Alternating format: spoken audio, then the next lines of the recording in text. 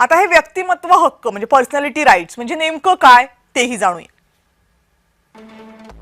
तर व्यक्तिमत्व हक्क म्हणजे तुमची ओळख, तुमचा चेहरा, तुमचा आवाज, तुमची स्टाईल या सगळ्यावर फक्त आणि फक्त तुमचाच अधिकार असेल. जसं अमिताभ बच्चन यांचा आवाज हा युनिक आवाज आहे, तो त्याच्यावर त्यांचाच अधिकार असेल आणि मग त्यांच्या परवानगीशिवाय तुमच्या व्यक्तिमत्वाचा व्यावहारिक वापर कुणीही करू शकत नाही. म्हणजे त्याचा वापर करून आर्टिफिशियल इंटेलिजन्सच्या मदतीने वापर करून पैसे कुणी कमवू शकत नाही.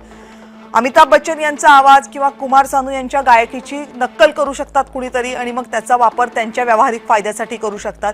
तर ते थांबवण्यासाठी याचा वापर होऊ शकतो. आजच्या AI युगामध्ये लोक प्रसिद्ध व्यक्तींची चित्र किंवा आवाज संगणकाकडून सहज तयार करून घेतात. त्यामुळे प्रसिद्ध व्यक्तींचं आर्थिक नुकसान होतं आणि चुकीचे संदेश जर या माध्यमातून दिले गेले तर कायदेशीर डोकेदुखी सुद्धा उद्भवते. म्हणून माझं व्यक्तिमत्व संरक्षित करा असा अर्ज अनेक सेलिब्रिटीज कोर्टात करू लागले.